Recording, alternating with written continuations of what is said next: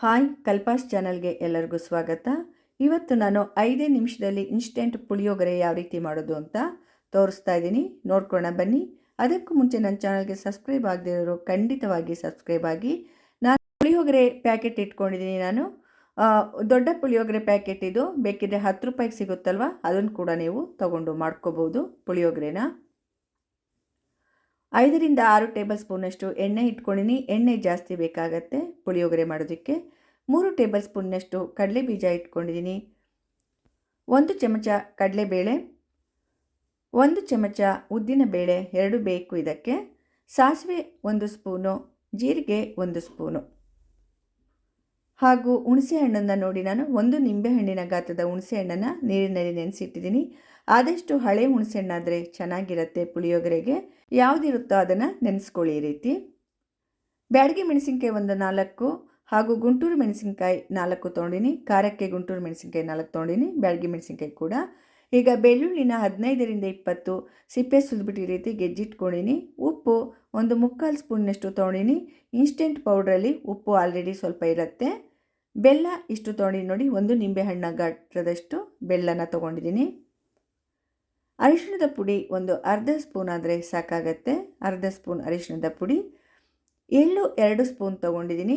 ಇದು ಆಪ್ಷನಲ್ ಎಳ್ಳು, ಬೇಕಿದ್ದರೆ ತಗೊಳ್ಳಿ, ಇಲ್ಲ ಅಂದರೆ ಬೇಡ. ಇದ್ದರೆ ಖಂಡಿತವಾಗಿ ತಗೊಳ್ಳಿ, ಟೇಸ್ಟು ತುಂಬಾ ಚೆನ್ನಾಗಿರುತ್ತೆ ಹಾಕೋದ್ರಿಂದ, ಇಲ್ಲ ಅಂದರೆ ಬೇಡ. ಕೊಬ್ಬರಿ ತುರಿ ಕೂಡ, ಇದು ಕೂಡ ಆಪ್ಷನಲ್ಲು. ಇದ್ದರೆ ಖಂಡಿತವಾಗಿ 3 ಟೇಬಲ್ ಸ್ಪೂನಷ್ಟು ತಗೊಳ್ಳಿ, ತುಂಬ ಟೇಸ್ಟಿಯಾಗಿರುತ್ತೆ ಪುಳಿಯೋಗರೆ. ಕೊತ್ತಂಬರಿ ಸ್ವಲ್ಪ ಹಾಗೂ ಕರಿಬೇವು ಸ್ವಲ್ಪ.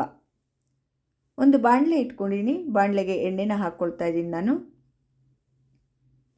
ಎಲ್ಲ ರೆಡಿ ಮಾಡಿಟ್ಕೊಂಡ್ಬಿಟ್ರೆ 5 ನಿಮಿಷದಲ್ಲಿ ಇದು ಪುಳಿಯೋಗರೆ ಗೊಜ್ಜು ರೆಡಿ ಆಗುತ್ತೆ. ಎಣ್ಣೆ ಕಾಯ್ದ ನಂತರ ಕಡಲೆ ಬೀಜ ಹಾಕ್ಕೊಳ್ತಾ ಇದ್ದೀನಿ. ಕಡಲೆ ಬೀಜ ಗೋಲ್ಡನ್ ಬ್ರೌನ್ ಬರೋವರೆಗೆ ಹುರ್ಕೋಬೇಕಾಗತ್ತೆ. ಬ್ಯಾಚುಲರ್ಸ್ಗೆ ಕೂಡ ಈ ರೆಸಿಪಿ ತುಂಬ ಈಸಿಯಾಗಿರುತ್ತೆ. ಮೊದಲೇ ಕಡಲೆ ಬೀಜ ಹುರ್ಕೊಂಡ್ಬಿಟ್ಟು ಎತ್ತಿಟ್ಕೊಂಡ್ಬಿಟ್ರೆ ಒಳ್ಳೆಯದು. ಗರಿ ಗರಿ ಆಗಿರುತ್ತೆ ಕೊನೆಯಲ್ಲಿ ಹಾಕೋದ್ರಿಂದ. ಆದ್ದರಿಂದ ನಾನು ಕಡಲೆ ಬೀಜನ ಮೊದಲಿಗೆ ಹುರ್ಕೊಂಡು ಎತ್ತಿಟ್ಕೊಳ್ತಾ ಇದ್ದೀನಿ. ನೋಡಿ, ಎಲ್ಲ ಕೆಂಪಗಾಗಿದೆ. ಇವಾಗ ಇದನ್ನೆಲ್ಲ ನಾನು ಒಂದು ಬಟ್ಲಿಗೆ ತೆಗೆದಿಟ್ಕೊಳ್ತೀನಿ ಕಡಲೆ ಬೀಜನೆಲ್ಲ. ಮಕ್ಕಳ ಸ್ಕೂಲ್ ಡಬ್ಬಿಗೂ ಹಾಗೂ ವರ್ಕ್ ಮಾಡೋರಿಗೂ ಕೂಡ ಇದು ತುಂಬ ಸುಲಭವಾಗಿ ಮಾಡ್ಕೋಬೋದು ಇನ್ಸ್ಟೆಂಟ್ ಪುಳಿಯೋಗರೆನ. ನೋಡಿ, ಈ ರೀತಿ ಎಲ್ಲ ಕ್ಲೀನಾಗಿ ತೆಗೆದಿಟ್ಕೊಂಡಿದ್ದೀನಿ ನಾನು. ಸ್ಟವ್ನ ಆಫ್ ಮಾಡಿಬಿಟ್ಟು ನಾನು ಕಡಲೆ ಬೀಜ ತೆಗೆದಿಟ್ಕೊಂಡಿದ್ದೀನಿ. ಇವಾಗ ಮತ್ತೆ ಆನ್ ಮಾಡಿ ಎಣ್ಣೆ ಕಾಯ್ದ ನಂತರ ಅದಕ್ಕೆ ಸಾಸಿವೆ ಹಾಕ್ಕೊಂಡಿದ್ದೀನಿ. ಸಾಸಿವೆ ಸಿಡಿದ ನಂತರ ಜೀರಿಗೆ ಹಾಕ್ಕೊಳ್ತಾ ಇದ್ದೀನಿ. ಜೀರಿಗೆನೂ ಸಿಡಿದ ನಂತರ ಕಡಲೆಬೇಳೆ ಹಾಗೂ ಉದ್ದಿನಬೇಳೆ 1 ಸ್ಪೂನ್ ಹಾಕ್ಕೊಳ್ತಾ ಇದ್ದೀನಿ. ಕಡಲೆಬೇಳೆ ಉದ್ದಿನಬೇಳೆ ಕೆಂಪಗಾಗೋವರೆಗೂ ಇವಾಗ ಹುರ್ಕೋಬೇಕು. ಸ್ವಲ್ಪ ಕೆಂಪಗಾಗಲಿ ಎರಡೂ, ಕಡಲೆಬೇಳೆ ಹಾಗೂ ಉದ್ದಿನಬೇಳೆ. ನೋಡಿ, ಇಲ್ಲಿ ಕೆಂಪಗಾಗಿದೆ ಕಡಲೆಬೇಳೆ ಉದ್ದಿನಬೇಳೆ. ಇವಾಗ ಇದಕ್ಕೆ ಬೆಳ್ಳುಳ್ಳಿ, ಗೆಜ್ಜಿದ ಬೆಳ್ಳುಳ್ಳಿ ಹಾಕ್ಕೊಳ್ತಾ ಇದ್ದೀನಿ. ಮೆಣಸಿನ್ಕಾಯಿ ಕೂಡ ಹಾಕ್ಕೊಳ್ತಾ ಇದ್ದೀನಿ ಹಾಗೂ ಕರಿಬೇವು. ಇದು 3 ಹಾಕ್ಕೊಂಡು ಬೆಳ್ಳುಳ್ಳಿ ಸ್ವಲ್ಪ ಕೆಂಪಗಾಗೋವರೆಗೆ ಹುರ್ಕೋಬೇಕು. ಬೆಳ್ಳುಳ್ಳಿನ ತುಂಬ ಕಪ್ಪಗೆಲ್ಲ ಮಾಡ್ಕೊಳ್ಳೋದಕ್ಕೆ ಹೋಗಬೇಡಿ, ಅದೇ ವಾಸನೆ ಆಗಿಬಿಡುತ್ತೆ. ನೀವು ಬೆಳ್ಳುಳ್ಳಿ ಯೂಸ್ ಮಾಡೋಲ್ಲ ಅನ್ನೋರು ಇಂಗು ಕೂಡ ಹಾಕ್ಕೋಬೋದು. ಈ ಟೈಮಲ್ಲಿ ಬೆಳ್ಳುಳ್ಳಿ ಬದಲಿಗೆ ಇಂಗು ಕೂಡ ಹಾಕ್ಕೋಬೋದು. ಬೆಳ್ಳುಳ್ಳಿ ಸ್ವಲ್ಪ ಕೆಂಪಗಾಗಲಿ. ಇವಾಗ ಕೆಂಪಗಾಗಿದೆ ನೋಡಿ ಬೆಳ್ಳುಳ್ಳಿ ಎಲ್ಲ. ಹುಣಸೆ ಹಣ್ಣನ್ನು ನಾನು ಕಿವುಚ್ಕೊಂಡ್ಬಿಟ್ಟು ರಸ ತೆಗೆದುಕೊಂಡಿದ್ದೆ ನೋಡಿ. ಈ ಬಟ್ಲಲ್ಲಿ 3/4 ಬಟ್ಟಲಿನಷ್ಟು ನೀರು ಹಾಕಿಬಿಟ್ಟು ನಾನು ರಸ ತೆಗೆದಿಟ್ಕೊಂಡಿದ್ದೆ. ಅದನ್ನೆಲ್ಲ ಹಾಕ್ಕೊಳ್ತಾ ಇದ್ದೀನಿ. ಹಾಗೂ ಬೆಲ್ಲ ಕೂಡ ಹಾಕ್ಕೊಳ್ತಾ ಇದ್ದೀನಿ. ಬೆಲ್ಲ ಹಾಕ್ಕೊಂಡ್ರೆ ಇನ್ಸ್ಟೆಂಟ್ ಪುಳಿಯೋಗರೆ ತುಂಬಾ ಟೇಸ್ಟಿಯಾಗಿರುತ್ತೆ. ಎಲ್ಲ ಕ್ಲೀನಾಗಿ ಕುದಿಸ್ಕೋಬೇಕು. ಹುಣಸೆ ಹಣ್ಣಿನ ಹಸಿ ವಾಸನೆ ಹೋಗೋವರೆಗೂ ಕುದಿಸ್ಕೋಬೇಕಾಗತ್ತೆ. ಅರ್ಧ ಸ್ಪೂನಿನಷ್ಟು ನಾನು ಅರಿಶಿಣದ ಪುಡಿ ಹಾಕಿದ್ದೀನಿ. ಇವಾಗ ಕ್ಲೀನಾಗಿ 1 ನಿಮಿಷಗಳ ಕಾಲ ಇದನ್ನು ಕುದಿಸ್ಕೊಂಡ್ರೆ ಸಾಕಾಗತ್ತೆ. ಹುಣಸೆ ಹಣ್ಣಿನ ಗೊಜ್ಜೆಲ್ಲ ಸ್ವಲ್ಪ ಹೊತ್ತು ಕ್ಲೀನಾಗಿ ಕುದಿಸ್ಕೋಬೇಕಾಗತ್ತೆ. ಹಸಿ ವಾಸನೆ ಹೋಗೋ ತನಕನೂ ಕುದಿಸ್ಕೊಳ್ಳೇಬೇಕು ಹುಣಸೆ ಹಣ್ಣಿನ ಗೊಜ್ಜನ್ನು. 1 ನಿಮಿಷ ಕುದಿಸ್ಕೊಳ್ಳಿ, ಸಾಕಾಗತ್ತೆ.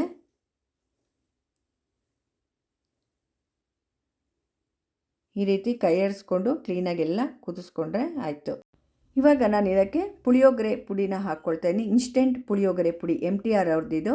3 ಟೇಬಲ್ ಸ್ಪೂನ್ನಷ್ಟು ಪುಳಿಯೋಗರೆ ಪುಡಿ ಹಾಕ್ಕೊಳ್ತಾ ಇದ್ದೀನಿ. ಹಾಕ್ಕೊಂಡ್ಬಿಟ್ಟು ಎಲ್ಲ ಕ್ಲೀನಾಗಿ ಮಿಕ್ಸ್ ಮಾಡ್ಕೋಬೇಕು.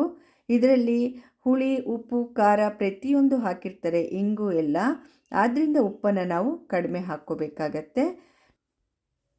ಬರೀ ಇದನ್ನೇ ಕಲಿಸ್ಕೊಂಡ್ರೆ ಒಗ್ಗರಣೆಗೆ ಹಾಕ್ಕೊಂಡ್ರು ಅಷ್ಟು ಟೇಸ್ಟ್ ಇರೋದಿಲ್ಲ. ನಾನು ಮಾಡ್ತಾಯಿದ್ದೀನಲ್ಲ ಈ ರೀತಿ ಮಾಡಿಕೊಂಡ್ರೆ ಪುಳಿಯೋಗರೆ ಟೇಸ್ಟು ತುಂಬಾ ಚೆನ್ನಾಗಿರುತ್ತೆ.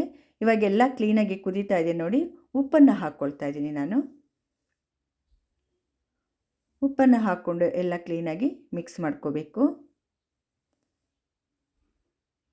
ಎಷ್ಟು ಚೆನ್ನಾಗಿ ಕಾಣಿಸ್ತಿದೆ ನೋಡಿ ಪುಳಿಯೋಗರೆ ಗೊಜ್ಜು ಅಲ್ವಾ.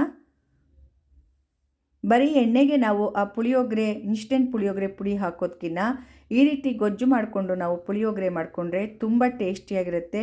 ನೀವು ನೋಡಿ ಟ್ರೈ ಮಾಡಿ ನೋಡಿ, ತುಂಬ ಟೇಸ್ಟಿಯಾಗಿರುತ್ತೆ ಇದು. ಕ್ಲೀನಾಗಿ ಸ್ವಲ್ಪ ಹೊತ್ತು ಹೀಗೆ ಕುದಿಸ್ಕೊಂಡ್ರೆ ಆಯಿತು. ಇವಾಗ ಇದಕ್ಕೆ ನಾನು ಕೊಬ್ಬರಿ ತುರಿ ಹಾಕ್ಕೊಳ್ತಾ ಇದ್ದೀನಿ. ಇದು ಆಪ್ಷನಲ್ಲು, ನಾನು ಮೊದಲೇ ಹೇಳಿದ್ದೀನಿ. ಕೊಬ್ಬರಿ ತುರಿ ಹಾಗೂ ಎಳ್ಳಿನ ಪುಡಿ ಹಾಕ್ಕೊಳ್ತಾ ಇದ್ದೀನಿ. ಎಳ್ಳಿನ ಪುಡಿನ ಹುರಿದುಬಿಟ್ಟು ಒಂದೇ ಸಲ ಮಿಕ್ಸಿಲಿ ಒಂದೇ ರೌಂಡ್ ಸುತ್ತಿಸ್ಬೇಕು. 2 ರೌಂಡ್ ಸುತ್ತಿಸಿದ್ರು ಕೂಡ ಅದು ನುಣ್ಣಗಾಗುತ್ತೆ. ನುಣ್ಣಗಾಗಬಾರ್ದು, ಎಳ್ಳಿನ ಪುಡಿ ಹಾಗೆ ಇರಬೇಕು, ಎಳ್ಳೆಳ್ಳು ಹಾಗೆ ಬಾಯಿಗೆ ಸಿಗಬೇಕು. ಆ ರೀತಿ ಇದ್ದರೆ ತುಂಬ ಟೇಸ್ಟು. ಕೊಬ್ಬರಿ ಹಾಗೂ ಎಳ್ಳನ್ನು ಹಾಕೋದ್ರಿಂದ ತುಂಬಾ ಚೆನ್ನಾಗಿರುತ್ತೆ ಪುಳಿಯೋಗರೆ ಗೊಜ್ಜಿನ ಟೇಸ್ಟು. ನೋಡಿ ಟ್ರೈ ಮಾಡಿ, ಎಲ್ಲ ಇದ್ದರೆ ಖಂಡಿತವಾಗಿ ಹಾಕ್ಕೊಳ್ಳಿ. ಇವಾಗ ಇದು ರೆಡಿ ಆಯಿತು. ಸ್ವಲ್ಪ ಹೊತ್ತು ಈ ರೀತಿ ಕೊಬ್ಬರಿ ಹಾಕಿದ್ದೀವಲ್ವ, ಆದ್ದರಿಂದ ಸ್ವಲ್ಪ ಹೊತ್ತು ಕುದಿಸ್ಕೊಂಡ್ರೆ ಸಾಕಾಗುತ್ತೆ. ನಾವು ಹೊರಗಿಟ್ಟರು ಕೂಡ ಈ ಗೊಜ್ಜು ಹಾಳಾಗೋದಿಲ್ಲ. ಫ್ರಿಜ್ಜಲ್ಲಿಟ್ಟರಂತೂ ಒಂದು ತಿಂಗಳಾನುಗಟ್ಟಲೆ ಇಟ್ಕೋಬೋದು ಇದನ್ನು, ಸ್ವಲ್ಪ ಜಾಸ್ತಿ ಪ್ರಮಾಣದಲ್ಲಿ ಮಾಡಿಕೊಂಡು. ಇವಾಗ ನೋಡಿ ಕೊತ್ತಂಬರಿ ಸೊಪ್ಪನ್ನು ಹಾಕ್ಕೊಳ್ತಾ ಇದ್ದೀನಿ. ಕೊತ್ತಂಬರಿ ಸೊಪ್ಪು ಹಾಕಿದ್ಮೇಲೂ ಕೂಡ ಒಂದು ಸ್ವಲ್ಪ ಕುದಿಸ್ಕೋಬೇಕಾಗತ್ತೆ. ಯಾಕೆಂದರೆ ಕೊತ್ತಂಬರಿ ಸೊಪ್ಪು ಹಸಿಯಾಗೇ ಇರುತ್ತಲ್ವ, ನಾವೇನಾದ್ರು ಹಾಗೆ ಇಟ್ಕೊಳ್ಳೋದಾದರೆ ಉಪಯೋಗಿಸದೆ ಹಾಳಾಗಿಬಿಡತ್ತೆ ಬೇಗ, ಅದಕ್ಕೋಸ್ಕರ. ಈಗೆಲ್ಲ ಕ್ಲೀನಾಗಿ ಬಾಡಿಸ್ಕೊಂಡಿದ್ದೀನಿ ನೋಡಿ. ಕೊತ್ತಂಬರಿ ಸೊಪ್ಪು ಕೂಡ ಕ್ಲೀನಾಗಿ ಬಾಡಿದೆ.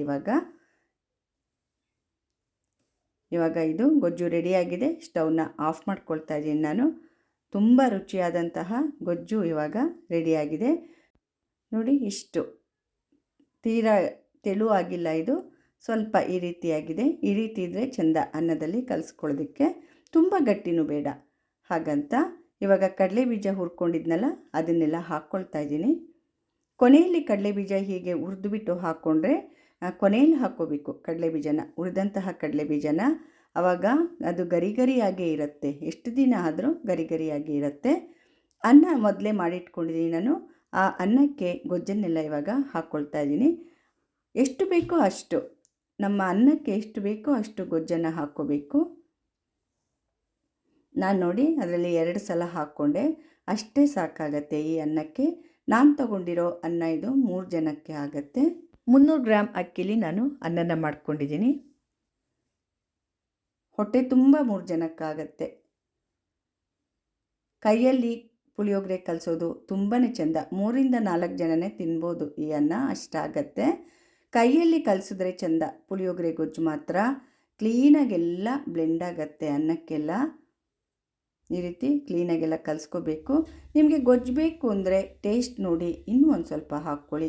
ಉಪ್ಪು ಟೇಸ್ಟ್ ಕೂಡ ಇವಾಗಲೇ ನೋಡ್ಕೊಂಡು ಹಾಕ್ಕೊಳ್ಳಿ. ಇನ್ನೂ ಹಾಕಿರೋ ಉಪ್ಪಿನ ಪ್ರಮಾಣ ಕರೆಕ್ಟಾಗಿದೆ. ಇವಾಗ ಪುಳಿಯೋಗರೆ ರೆಡಿಯಾಗಿದೆ.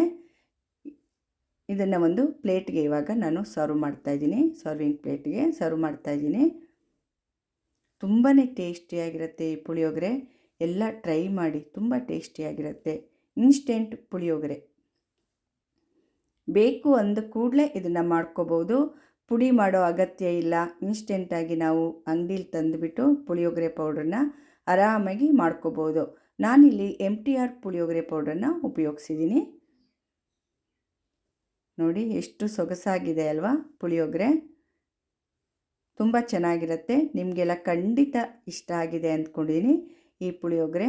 ಎಲ್ಲರೂ ಟ್ರೈ ಮಾಡ್ತೀರಾ ಅಂತ ಅಂದ್ಕೊಂಡಿದ್ದೀನಿ. ಇವಾಗ ನೋಡಿ ಅನ್ನ ಎಲ್ಲ ಕಲಿಸ್ಕೊಂಡಾದ್ಮೇಲೆ ಇಷ್ಟು ಪುಳಿಯೋಗರೆ ಗೊಜ್ಜು ಇನ್ನೂ ಹಾಗೆ ಉಳ್ಕೊಂಡಿದೆ. ಇದನ್ನು ಒಂದು ಗಾಜಿನ ಡಬ್ಬಿಗೆ ನಾನು ಹಾಕ್ಕೊಳ್ತಾಯಿದ್ದೀನಿ. ಗಾಜು ಅಥವಾ ಪ್ಲಾಸ್ಟಿಕ್ ಡಬ್ಬಿಗೆ ಹಾಕ್ಕೊಳ್ಳಿ. ಇದು ಫ್ರಿಜ್ಜಲ್ಲಿಟ್ಟರೆ 1 ತಿಂಗಳ ತನಕ ಕೂಡ ಏನೂ ಆಗೋದಿಲ್ಲ, ತುಂಬಾ ಚೆನ್ನಾಗಿರುತ್ತೆ. ಹೊರಗೂ ಕೂಡ ಒಂದು 2-3 ದಿನ ಖಂಡಿತವಾಗಿ ಇರುತ್ತೆ ಈ ಪುಳಿಯೋಗರೆ ಗೊಜ್ಜು. ನೋಡಿ ಇಷ್ಟು ಉಳ್ಕೊಂಡಿದೆ. ನಾನು ಇದನ್ನು ಎತ್ತಿಟ್ಕೊಳ್ತಾ ಇದ್ದೀನಿ. ಯಾವಾಗ ಬೇಕು ಆವಾಗ ಅನ್ನಕ್ಕೆ ನಾವು ಹಾಕಿ ಕಲಿಸ್ಕೊಂಡು ಉಪಯೋಗಿಸ್ಕೋಬೋದು. ಮಾಡಿಟ್ಕೊಂಡ್ರೆ ನೀವು ರಜಾ ದಿನಗಳಲ್ಲಿ ವರ್ಕೆಲ್ಲ ಮಾಡೋರು ಮಾಡಿಟ್ಕೊಂಡ್ರೆ ತುಂಬ ಉಪಯೋಗವಾಗುತ್ತೆ ಇದರಿಂದ. ನಿಮ್ಮೆಲ್ಲರಿಗೂ ಈ ಪುಳಿಯೋಗರೆ ಇನ್ಸ್ಟೆಂಟ್ ಪುಳಿಯೋಗರೆ ರೆಸಿಪಿ ತುಂಬ ಇಷ್ಟ ಆಗಿದೆ ಅಂದ್ಕೊಂಡಿದ್ದೀನಿ. ಖಂಡಿತವಾಗಿ ನನ್ನ ಚಾನಲ್ಗೆ ಸಬ್ಸ್ಕ್ರೈಬ್ ಆಗೋದನ್ನು ಯಾರು ಮರೆಯಬೇಡಿ. ಲೈಕ್ ಮಾಡಿ, ಶೇರ್ ಮಾಡಿ ಹಾಗೂ ಕಮೆಂಟ್ಸ್ ಮೂಲಕ ತಿಳಿಸಿ ಅಂತ ಹೇಳ್ತಾ ಎಲ್ಲರಿಗೂ ನನ್ನ ಧನ್ಯವಾದಗಳು. ಮುಂದಿನ ರೆಸಿಪಿಯೊಂದಿಗೆ ಮತ್ತೆ ಬರ್ತೇನೆ. ನಮಸ್ಕಾರಗಳು.